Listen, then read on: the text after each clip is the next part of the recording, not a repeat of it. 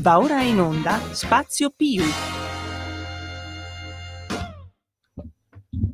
Buon pomeriggio e buon ascolto dal consueto Spazio Più del martedì pomeriggio. Sono Mimmo Magnetta, rappresentante del Più Professionisti degli Imprenditori Uniti, e conduco appunto questo spazio da un po' di anni, e più vado avanti e più divento rintornato nelle cose. Insomma, meno male che appunto ho due validi registi che mi sono di sostegno, perché sennò io non saprei combinare nulla di altro. Allora, vabbè. Oggi, visto che appunto, visto le mie escursioni in terra laziale, particolarmente oggi ho un ospite che non è della ciociaria, perché lui vive e lavora in una zona che è già provincia di Roma, e perciò appunto non parlo di ciociaria, anche se una volta terminato con lui il pezzo, insomma, voglio raccontare un paio di cosette. Ho ospite con me Stefano Pettinelli della Rinelli Vigneti, che è una molto, eh, molto buona cantina vinicola. Anzi, sono produttori di vino di Affile, che è in provincia di Roma, e sta vicino a Subiaco. Stefano Pettinelli, buongiorno e benvenuto con noi. Stefano, ci sei?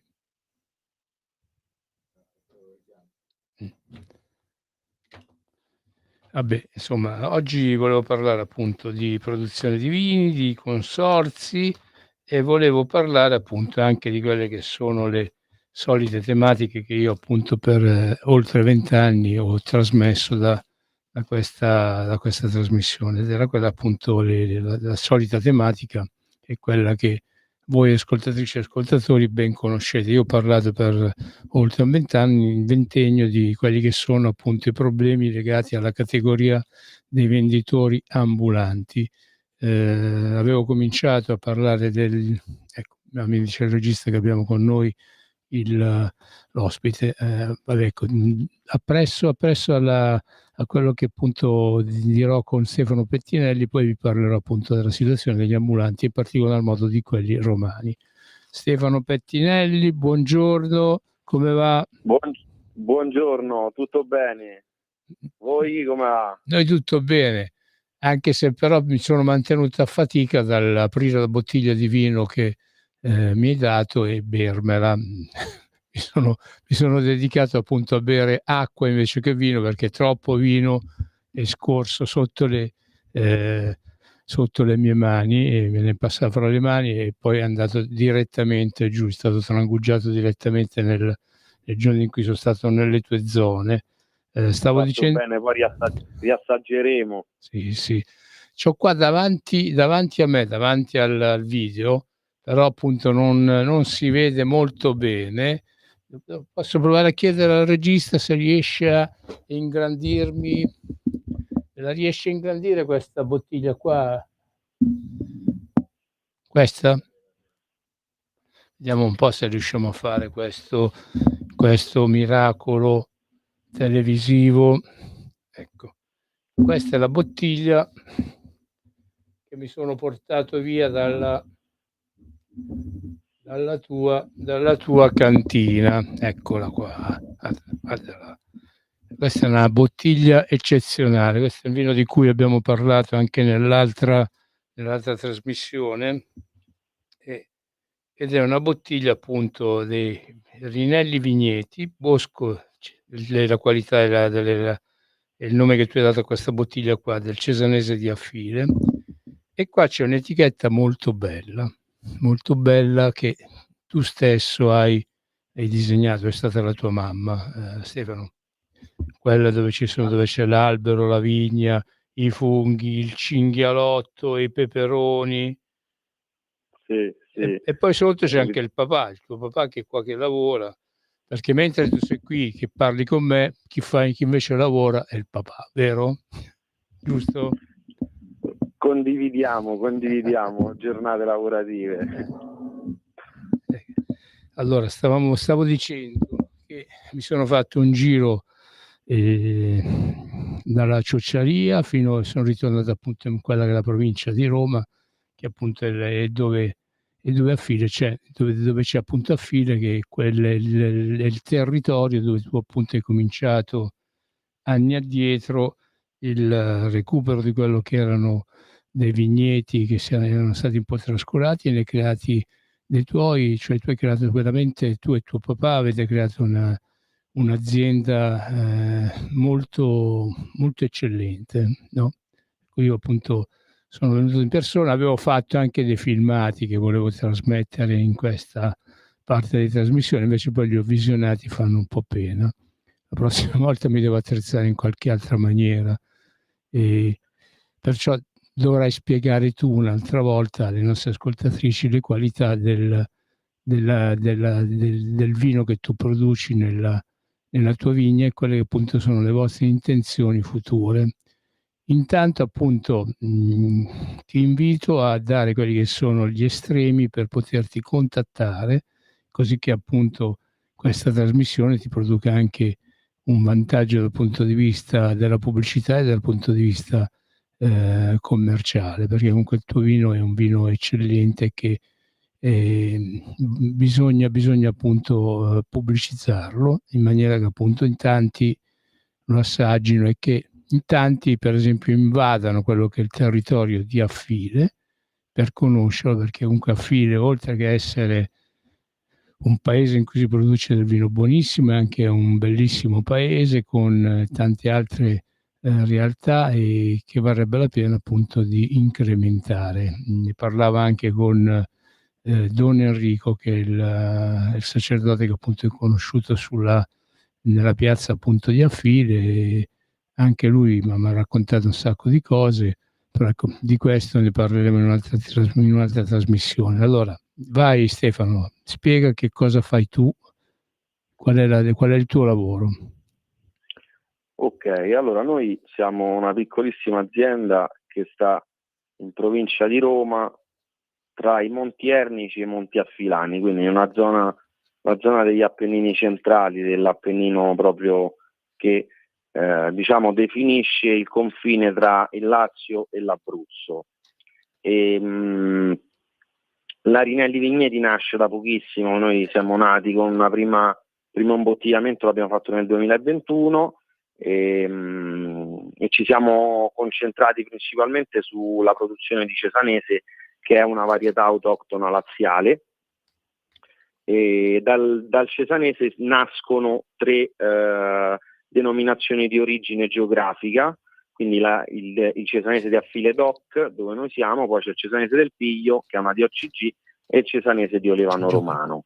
Un punto importante è che all'interno di questi territori, quindi questi territori che sono principalmente 6 comuni, Affile è il posto più alto e il posto dove proprio è nato a livello genetico la varietà cesanese di Affile, che è registrata anche nel registro nazionale delle varietà di vite. Stefano, fermola un secondo, è tradizione di questa radio, se appunto ci chiama qualche ascoltatore, di passare subito la linea a chi ci ascolta. Buongiorno, benvenuto, chi sei, da dove parli? Buonasera Mimmo, sono il Dica. tuo co-conduttore, finalmente sei rientrato in sede, quindi volevo salutare tutti gli ascoltatori e le ascoltatrici, so che con te sono in buone mani e ora capiscono tutto il periodo di assenza che hai avuto dalla radio, dalla console di comando, perché eri a bere e a mangiare. Si sente che sono stato a bere e a mangiare in quel di Roma e dintorni. Sì, è come. Si dovrebbe anche vedere, se ti alzi per vedere la panza, così, visto che ci sei rimasto molto tipo Annibale, gli occhi di Capua. Non è vero, questa è una falsità, possono vedere gli ascoltatori che hanno il privilegio di guardarci anche in televisione, perché ormai Radio Libertà è diventata moderna, si sente è una televisione, come dice Tonio Cartonio. Comunque io vi lascio in buone mani, assolutamente, e ora Mimmo vi spiegherà quello che ha fatto nelle ferie, ma già ve lo sta spiegando con l'ospite Stefano. Quindi basta, saluto tutti, non sono bravo a fare i saluti e tutto, però era giusto passare il testimone a Mimmo, almeno per oggi.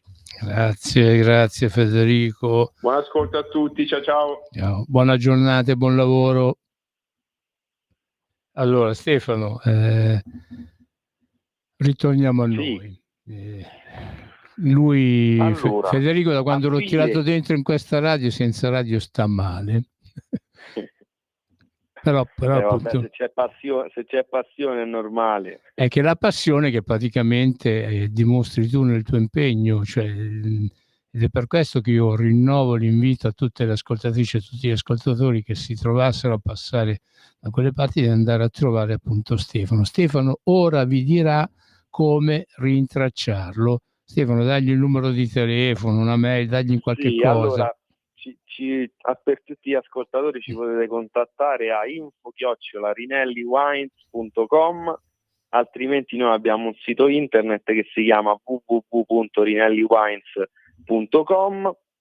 Potete anche contattarci via Instagram, sempre Rinelli Wines, e anche via Facebook.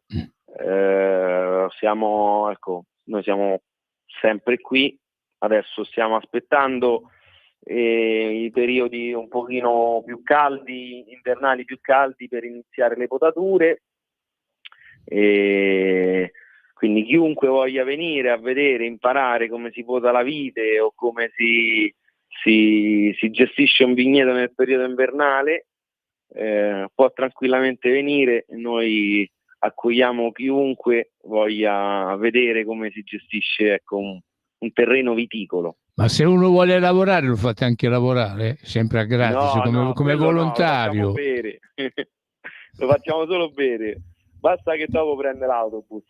Apposta. Sì, perché sennò alla fine gli tritano la patente, insomma. Infatti io, quando sono venuto l'altra settimana, ho bevuto assai, però poi ho fatto guidare mia moglie, insomma. A qualcosa le mogli devono servire quando il marito è embriaco.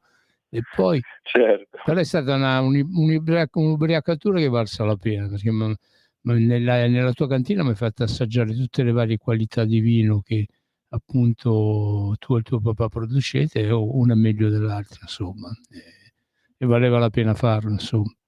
Vai Stefano. Allora, stavamo dicendo che a File sta in provincia di Roma, che tu da pochi anni hai cominciato con questa meravigliosa opera che hai creato tu e il tuo papà. Io ho appunto avuto la fortuna, il privilegio di poterla vedere tutta. Mi avete fatto veramente vedere tutto: la cantina, la casa, le vigne e anche gli olivi, perché voi avete anche gli olivi, vero? Giusto? Sì. Diciamo che la finalità del recupero delle vigne è nata proprio per evitare l'abbandono all'interno del comune.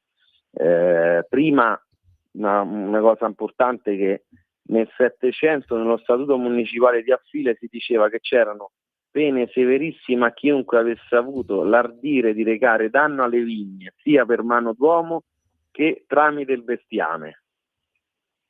Quindi era un paese che si basava principalmente sulla produzione di vino, un paese vocato, e negli anni si è andata perdendo questa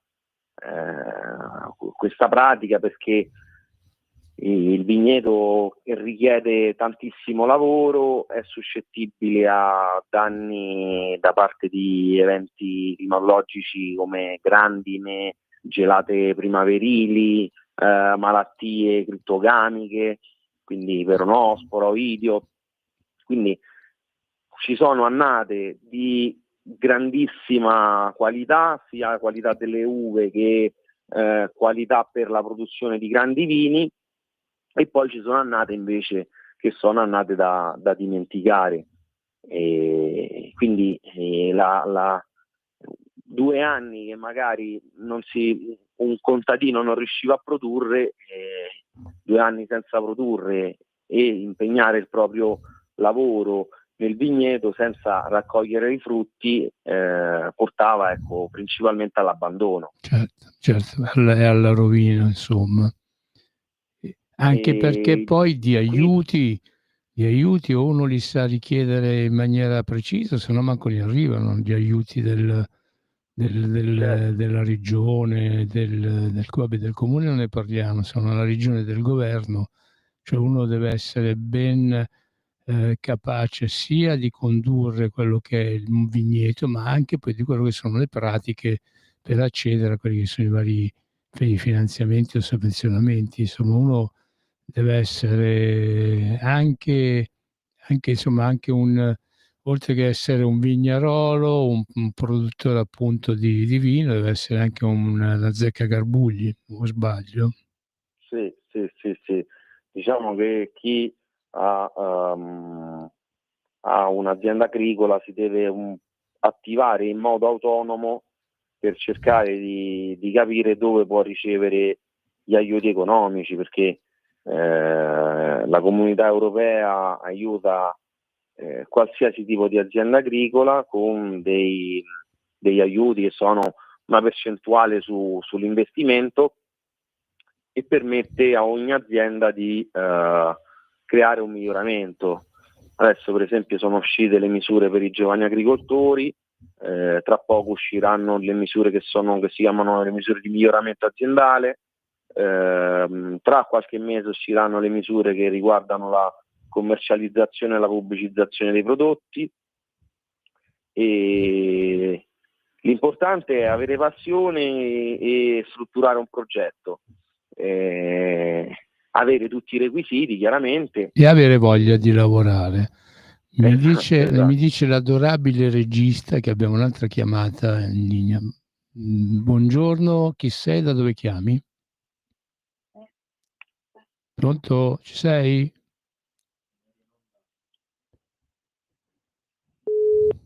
È cascata se vuole richiama.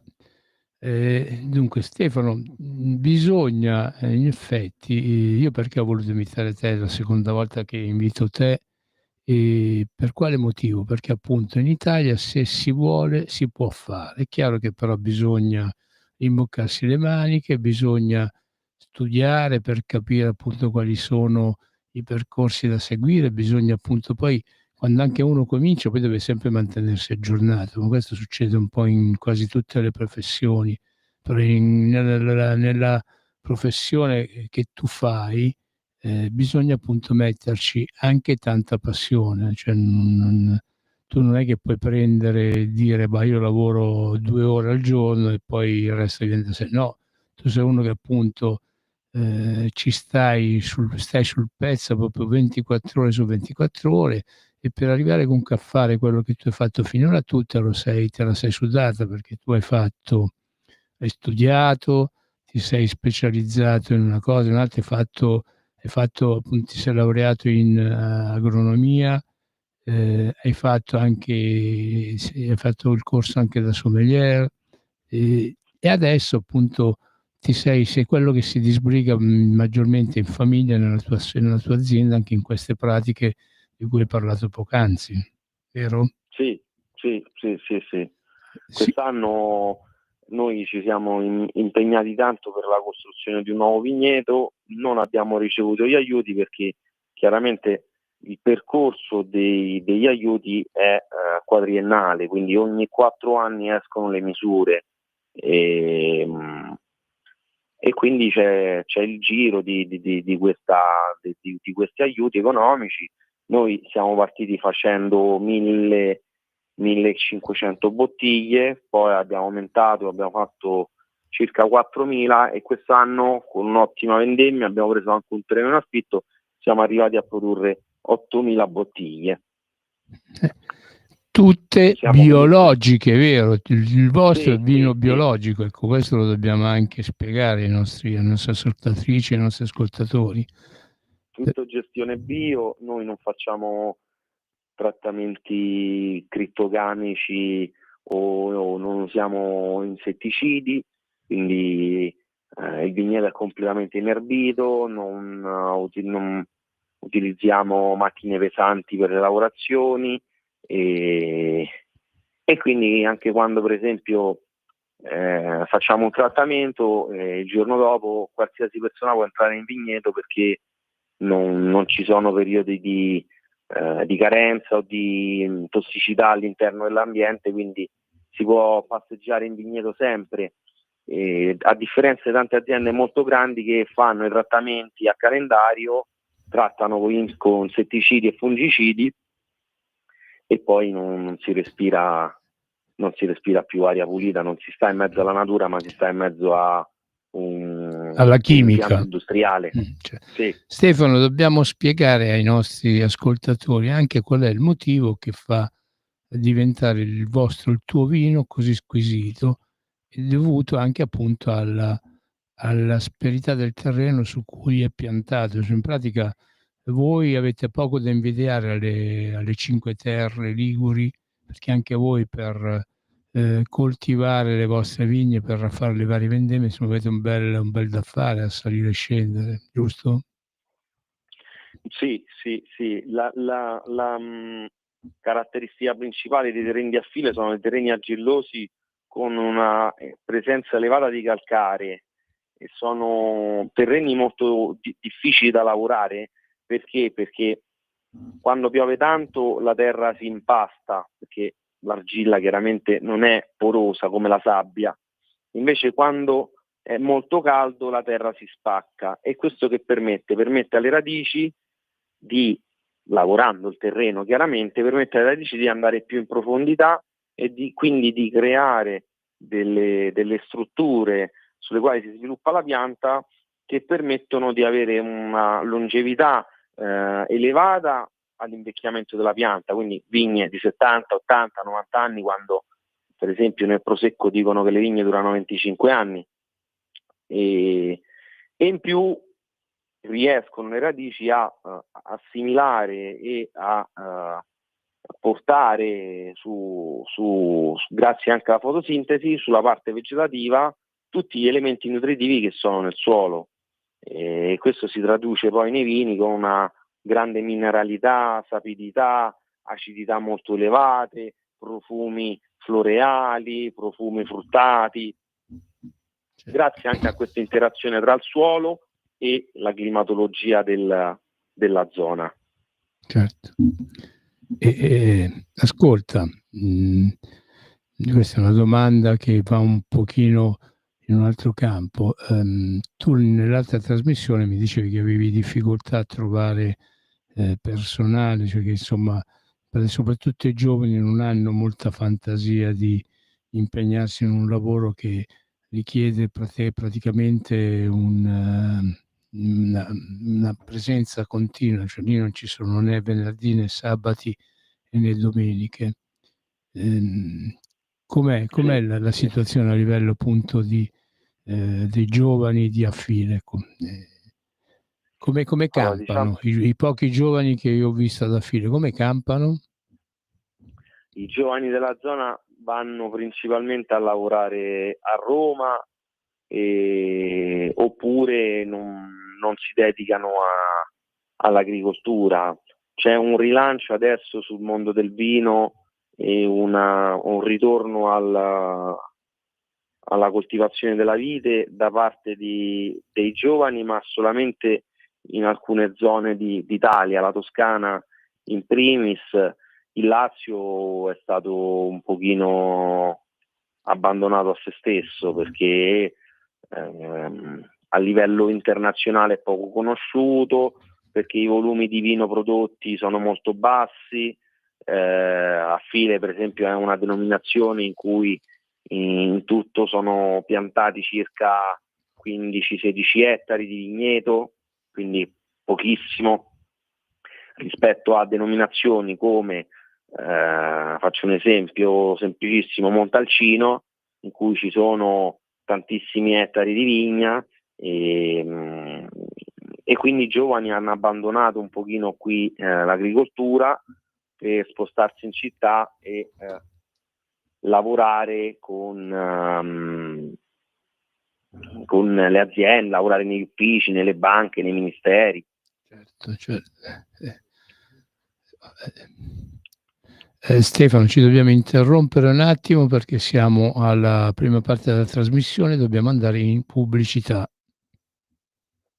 Un nuovo modo per sostenere la tua radio. Visita radiolibertà.net. Ti basta un click e potrai versare il tuo contributo volontario direttamente online. Potrai donare con ogni tipo di carta di credito, anche prepagata. Ti aspettiamo online su radiolibertà.net. Sostieni la tua radio con il tuo contributo volontario. Radio Libertà. La tua radio. Diamo voce alla nostra gente.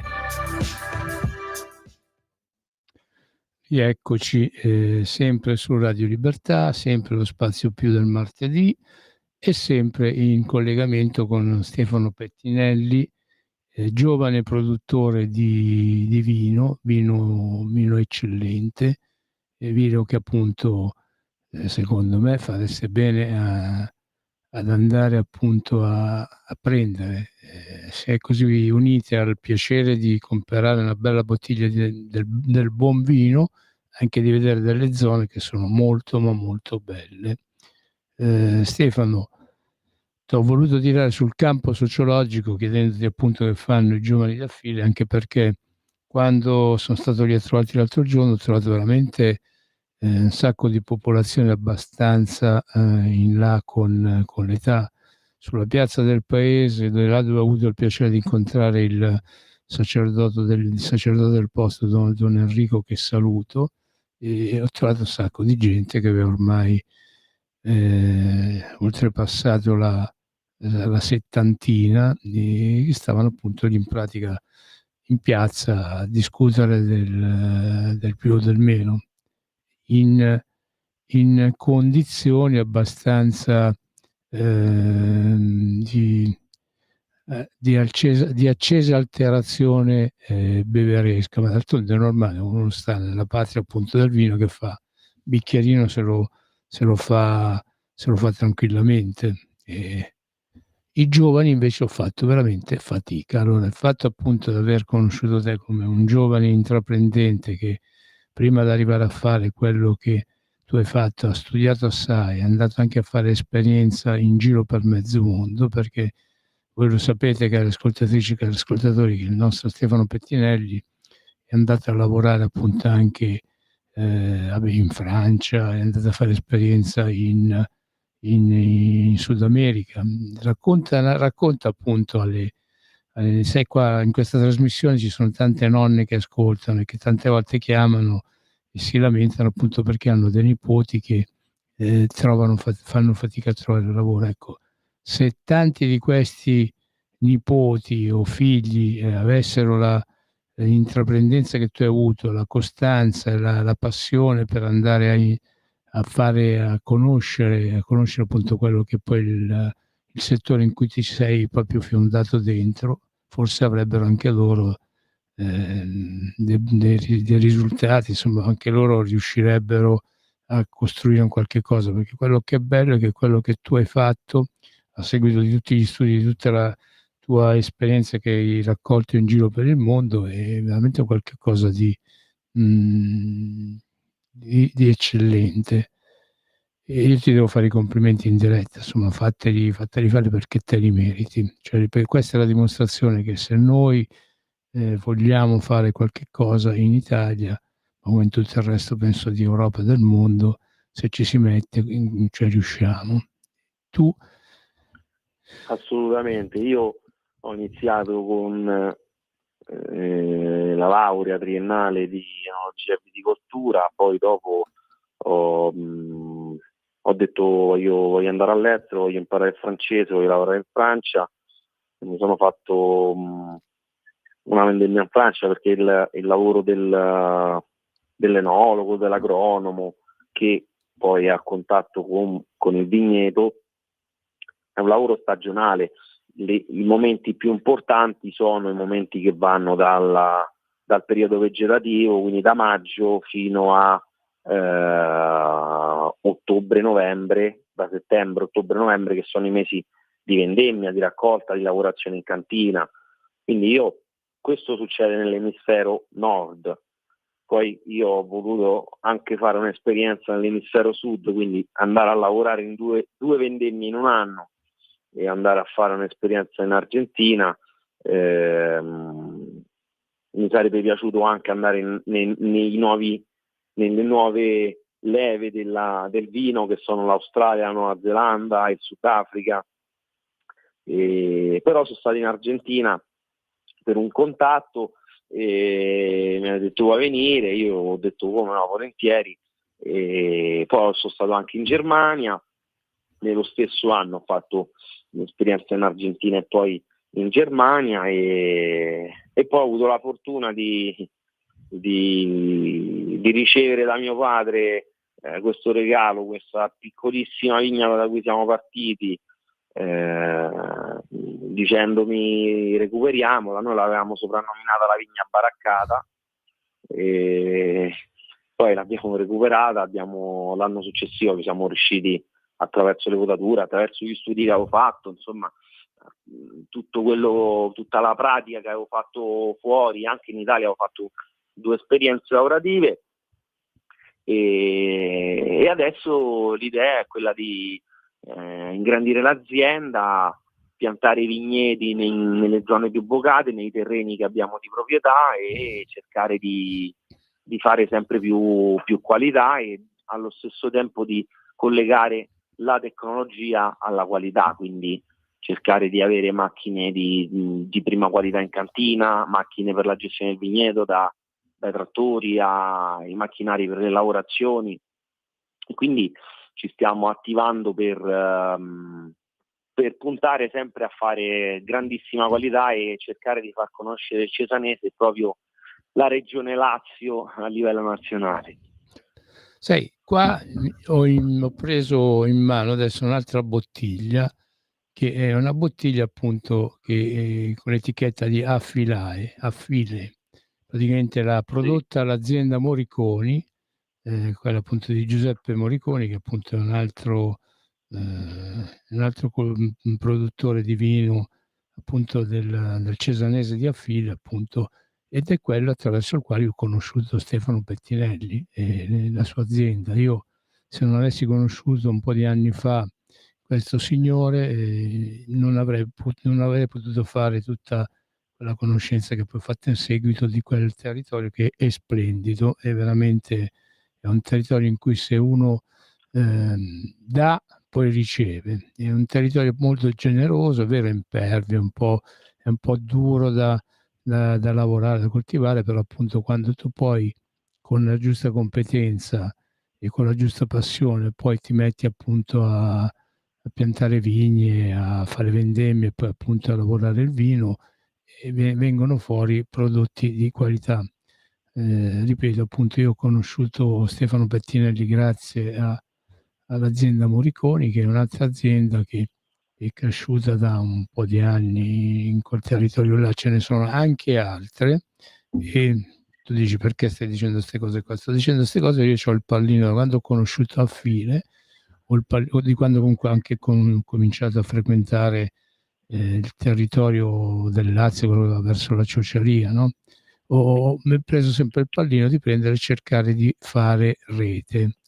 Oggi va tanto di moda, soprattutto sui social, il termine fare rete. Ecco, io ho cercato appunto di creare almeno creare l'intenzione di fare dei consorzi, perché l'unione fa la forza, e se appunto un produttore di vino come te si associa anche ad altri, associandoti ad altri avete sicuramente suscitate sicuramente maggiore interesse e maggiore attenzione.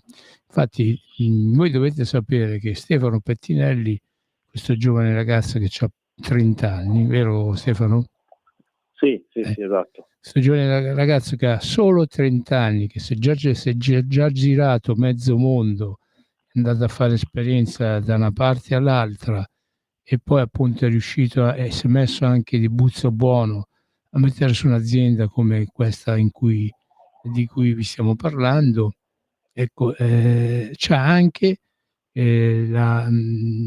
l'interesse e l'intenzione per far andare avanti, anzi per meglio far riuscire quello che questa opera grandiosa che lui ha cominciato, che ha creato, è quella appunto di creare contatti anche con altri. So che tu appunto hai anche stabilito rapporti anche con altre aziende lì del territorio, no?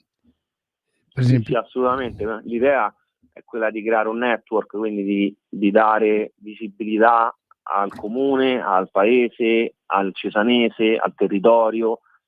Infatti da una mia spinta al sindaco il 25 di questo mese abbiamo una riunione comunale con tutte le aziende che producono cesanese di Affile per cercare di creare un marchio storico che sia proprio rappresentativo di questo posto, perché la difficoltà qui è che è un territorio in montagna, quindi c'è tanta roccia affiorante su tanti terreni, le parcelle sono tutte molto piccole, non ci sono terreni pianeggianti, e quindi piantare un vigneto richiede una grossa spesa economica, però allo stesso tempo è difficile poi trovare una superficie più grande di 1 ettaro, quindi la spesa già solo di movimentazione del terreno, sistemazione, livellamento e tutto quanto è una spesa elevata, perché le parcelle sono molto piccole, quindi facendo poi il rapporto della spesa sulla superficie coltivabile è complessa. Certo. Beh, però sono tentativi che vanno fatti. Casomai io se il 25 mi invitate vengo anche anch'io, vengo anch'io certo. e se volete appunto possiamo anche fare un intervento in diretta alla radio, chiaramente qua in radio, ma non so il 25 in che giorno casca. Un sabato. Il sabato. Però appunto io il sabato posso anche chiedere qua in radio sicuramente lo spazio per pubblicizzare questo evento, però me lo danno, insomma già in passato mi hanno dato altri spazi. Ecco, però appunto Stefano Pettinelli con la sua azienda non si ferma solamente al trasformare terreni abbandonati e difficoltosi da coltivare in ben splendidi vigneti, poi a produrre vino, ma e oltretutto a fare anche quelle che sono le pratiche necessarie per poter partecipare ai vari bandi, ai vari progetti, ma ormai in Italia quella della burocrazia è un aspetto che dobbiamo considerare tutti. Io lo dicevo anche l'altra volta, ci sono anche i medici che oltre a dover curare i pazienti si devono trasformare in burocrati, perché prima ancora di dare la cura devono redigere un sacco di cose che porta via un sacco di tempo. E con Stefano appunto è anche un giovane ragazzo che ha trovato anche modo di inserirsi in quelli che sono questi ragionamenti che la politica necessariamente deve fare. Io penso che un comune come quello d'Affile, visto e considerato che sta attaccato, proprio appiccicato a Subiaco, e Subiaco appunto è la città del nostro attuale ministro per ridurre la cosa, insomma, dell'agricoltura, perché adesso il ministro dell'agricoltura c'è tutto un nome più complicato, no? Ecco l'onorevole, il ministro Lollobrigida appunto è originario di Subiaco. Insomma, io penso che questo ministro, visto che neanche poi è proprio il suo settore, dovrebbe prendere e dare ascolto e dare anche sostegno a questo che è un progetto che, se giovani e meno giovani viticoltori del cesanese d'Affile appunto riescono appunto a fare un consorzio, a raggrupparsi intorno a un progetto, penso che il ministro Lollobrigida insomma si debba sentire obbligato, insomma, perché appunto dare aiuto, sostegno a questo progetto che eventualmente voi porterete a termine, è un progetto che oltre ad avvicinare tanta gente al territorio di Affile, anche di Subiaco, ma dà anche lavoro, insomma, noi il lavoro lo dobbiamo creare. Questo governo che è in carica adesso si deve dar da fare appunto per creare lavoro, perché il lavoro è quello che manca. Io ogni tanto sento che il livello della disoccupazione è diminuito perché ci sono più assunzioni, ecco, però tante volte chi dice questo non spiega che tante volte sono appunto quei lavoratori a termine che fanno il lavoro per 3 mesi e poi vengono riassunti. Ecco, vengono riassunti 3-4 volte in un anno. È chiaro, è normale, quello determina quello che è l'aumento di lavoro che viene, cioè di lavoratori che vengono assunti. No, quella è un po' una barzelletta, è un po' questa, insomma. Io penso che se partono dei progetti seri, che giustamente i politici devono appoggiare, i governanti devono appoggiare, insomma, io penso che appunto ne abbiano da godere tutti.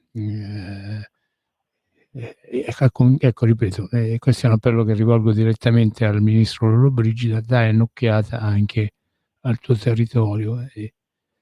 Penso che appunto, penso che insomma in questa riunione che voi avrete il 25 gennaio, penso che il sindaco si farà interprete di questa necessità, o no, Stefano? Assolutamente, assolutamente. L'idea è proprio quella di cercare di dare più visibilità, di essere, di fare gruppo, di dare anche possibilità a chi fa questo lavoro di farsi conoscere, perché chiaramente essendo una denominazione molto piccola e poco conosciuta, facendo unione si possono poi aumentare quello che sono i contatti, quello che è il territorio, e cercare di portare più persone a conoscere questi posti poco conosciuti. Allora, Stefano, io ti devo salutare perché devo fare un breve accenno a un'altra questione che io tratto da tanti anni qua da questa radio, però ti saluto con la tua bottiglia, quella che tu preferisci di più adesso, è della Rinelli Vigneti, il Bosco, il Cesanese da file. Ma dai, solamente 13 gradi, se ci si può, uno se si beve un bicchiere di questo buon vino può anche mettersi alla guida, senza pericolo che gli venga ritirata la patente o tritata, o no? Che dici tu? Sì, assolutamente, un bicchiere e mezzo, dai, diamo pure un mezzo bicchiere in più. Ok, vabbè. Senti, ti ringrazio e continua così perché sei sulla buona strada e non ti arrendere mai. Grazie a tutti voi. Grazie ancora e buon proseguimento di giornata. Buona giornata a tutti. Ciao. Allora, da un aspetto così gradevole che appunto quello del discutere di un prodotto di un'eccellenza italiana così buona come appunto è il Cesanese da file, il vino del Cesanese da file, passo alle dolenti note che stanno contrassegnando quella che è la vita di almeno 20.000 persone nel comune di nella provincia di Roma. Ed è quella delle 20.000 persone, sono i rappresentanti, i venditori ambulanti, gli antichi venditori ambulanti che popolavano tutta la città di Roma e che praticamente, a seguito di quelle che sono state le varie decisioni della sindaca Virginia Raggi, seguita a ruota da quello che è il sindaco Gualtieri, sono stati delocalizzati nelle più sperdute parti della città di Roma, sono stati tolti da posizioni molto interessanti dal punto di vista commerciale, sono stati spostati appunto in antri bui, scuri, ecco. E di questa situazione che si è creata a danno di questi lavoratori, perché ripeto, i venditori ambulanti sono dei lavoratori, anche se appartenenti al popolo delle partite IVA, per cui i soliti, soprattutto i comunisti, dicono che appunto gli ambulanti sono i maggiori evasori della terra qua in Italia. Questi sono lavoratori anche loro e non è vero che evadano, perché come io spiegai anni addietro al ministro Calenda, che all'epoca era il ministro dello sviluppo economico, il vecchio mismo si chiama MITINT, no? Io spiegai appunto a Carlo Calenda che gli ambulanti italiani fornivano in oneri al governo 4 miliardi e mezzo di euro, cioè gli ambulanti appunto quella quella categoria di lavoratori che tutti quanti pensano essere degli straccioni, pensano essere dei venditori di stracci, dei cianciaroli, pagano in oneri fiscali a questo Stato, a questo Stato in cui vorrebbero lavorare, un sacco di soldi. Ecco, e allora trovare appunto delle amministrazioni comunali che prendono questi lavoratori, li delocalizzano, li tolgono appunto da posti importanti dal punto di vista commerciale, li buttano invece in posti nascosti, è veramente un delitto, è un crimine. Comunque abbiamo un altro ascoltatore, diamo voce ai nostri ascoltatori. Buongiorno, chi sei, da dove chiami? Sì, ciao, sono Marco, chiamo da Milano. Ciao Senti, Marco. io chiamavo proprio visto che hai fatto quella battuta sul vino, io vorrei dire solo questa cosa. L'Italia sta diventando il paese in cui vengono punite le persone per bene, e mi riferisco poi al decreto Salvini, parlo come leghista, Sì. premessa.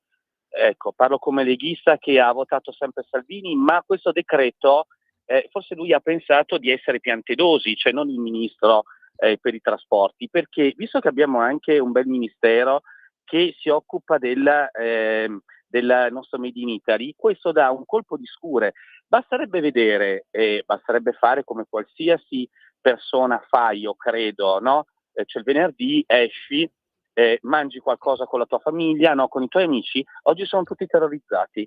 Nessuno prende più niente, però a fronte di questo hai che gli extracomunitari hanno la loro compensazione con le patenti e vedi girare delle cose allucinanti, tanto come vetture, no? Che tanto, cioè quello va bene lo stesso, paga pantaloni, siamo noi che paghiamo comunque, e hanno cioè questa conversione delle loro patenti come niente fosse, e vedi delle cose, cioè io mi riferisco a pakistani, indiani, nordafricani, senegalesi, basta girare per Milano e ti rendi conto di come guidano. Allora io ti dico una cosa. Beh, io ci aggiungerei come... anche, Marco, ci aggiungerei anche i sudamericani che guidano per la TNT o per altre marche che guidano come assatanati. No, guarda, quelli per esperienza personale, no, guarda, quelli rompono meno le palle di tutti, guidano meglio e lavorano anche più di tutti quanti. Però io segnalo che è veramente uno sconcio, anche perché non è solo questo, capisci? C'è anche il fatto che con la scusa della sicurezza stradale, come si fa sempre, no? Perché paga sempre poi il privato cittadino, allora che cosa c'è? È che le multe sono triplicate. Ma voi volete che le persone scendano in piazza? Cioè, come puoi dare delle multe da 300 euro, 350 euro anche, 400 euro, quando ci sono stipendi medi da 800 euro? Cioè, ma io mi chiedo una cosa, Salvini in questo caso, che non è premier, non lo diventerà mai se continua così, anche perché ha dimenticato il Nord, Marco, anche con questo discorso. Marco, ma non si vergogna? No, Grazie. Sai, qua c'è poco da vergognarsi, perché comunque sia tu di queste particolarità che ogni italiano vive, praticamente ti stai scordando che sono cose che sono state provocate anche da ben altri governi che non erano assolutamente di centrodestra, erano di centrosinistra, comunque sia da gente che apparteneva proprio al PD. Noi abbiamo appunto a che fare con... infatti il problema è questo, di quando chiamano in questa trasmissione quelli che appunto si presentano come leghisti, a volte sono meno obiettivi di quanto lo è un iscritto al partito o un politico del Partito Democratico. Insomma, noi abbiamo avuto aggravi di tutto per decenni, da governi che non erano stati eletti da nessuno. Se adesso noi vogliamo attribuire appunto al solito Matteo Salvini tutti i problemi che in 2 anni e mezzo lui ancora non è riuscito a creare, a risolvere, e devo dire, ma uno dovrebbe avere una bacchetta magica, insomma, con grossa fatica, e questo appunto voi lo potete ascoltare ogni venerdì quando da questa trasmissione, quella in collaborazione col SINAP, col Sindacato Autonomo Nazionale Polizia Penitenziaria, con grande fatica in 2 anni e passa si è riuscito appunto a far assumere 2500 agenti della penitenziaria, botta di 500 all'anno, è vero, sì, perché di più non se ne poteva. Ecco, però appunto noi viviamo in Italia, in un paese in cui ci sono delle regole, ci sono delle trafile burocratiche che sono quelle che appunto poi complicano l'esistenza a tutti. Ora non è che si può dare la colpa a Matteo Salvini, che è il ministro dei trasporti, e se appunto, guarda caso, un treno alla stazione centrale di Milano piglia e trancia un cavo e blocca tutta la circolazione per un sacco di ore, provocando ritardi dappertutto. Cioè non è sicuramente colpa del ministro, forse è colpa appunto di qualche lavoratore, di qualche tecnico che appunto fa con poca perizia il suo mestiere. E comunque, ripeto, per me è sospetto quando certe cose accadono soprattutto in un certo momento. Ecco, ripeto, non è che appunto si può dare la colpa a chi colpa non ne ha, perché qua le cose vanno in questa maniera da un sacco di tempo. Io stavo parlando di quello, tu hai detto che prima hai ripreso per il discorso, appunto io parlavo del vino, ma io ho voluto fare una semplice battuta, perché comunque sia la patente te la tritavano anche quando c'era Draghi, anche quando ci stava come si chiama il Matteo sbagliato, Renzi. Cioè, se tu venivi preso in stato di ubriachezza e bastava appunto avere un livello di tasso alcolemico superiore al 5%, tu la patente te la prendevi, te la vedevi togliere, e prima di avere passavi un sacco di tempo. Io ho avuto due carissimi amici, uno che appunto praticamente l'ha avuta dopo 4 anni e l'altro che l'ha avuta dopo 3 anni. Si era preso un semplice bicchiere di birra, il tasso alcolemico superava il 5, gli hanno tolto la patente e lui appunto per 3 anni uno e 4 anni, quasi 4 anni l'altro, insomma, è stato bloccato, si è ritrovato senza patente. È vero, tu dici, ma lui fa il ministro dei trasporti, ci sta il ministro degli interni che è quell'altro. Ecco, però io vedo che praticamente fra ministro degli interni e ministro dei trasporti si viaggia di pari passo, cioè il governo quando fa una cosa la fa appunto in linea, la fa in accordo. Ti potrà sembrare, è una cosa che dà molto fastidio all'opposizione, ecco, però appunto io ogni volta ti do la parola, ogni volta sentire da uno che si presenta come leghista, che però appunto piglia da addosso al partito a cui dice di dare il voto, ecco, a me è una cosa che insomma un po' irrita.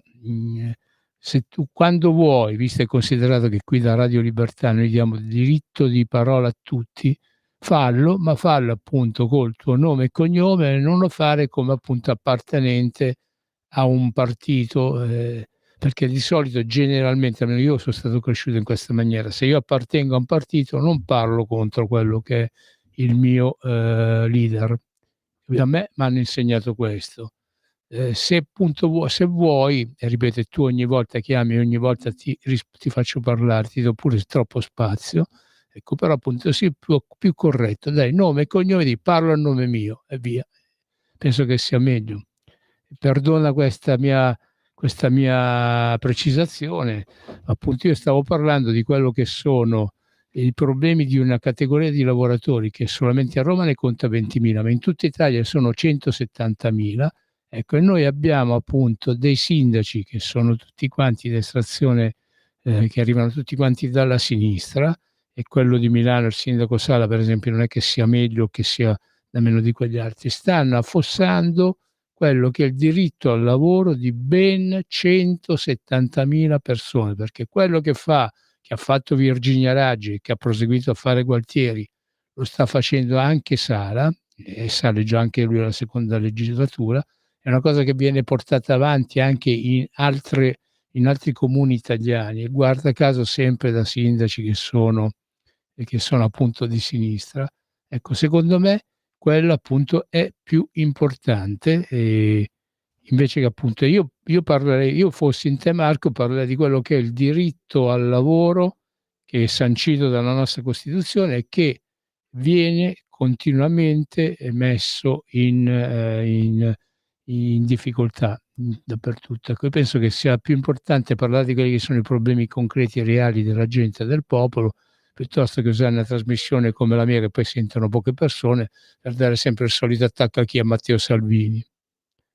No, basta, io penso che basti, avanzi, insomma, anche perché se no alla fine poi dopo devo avere il diritto di replica io.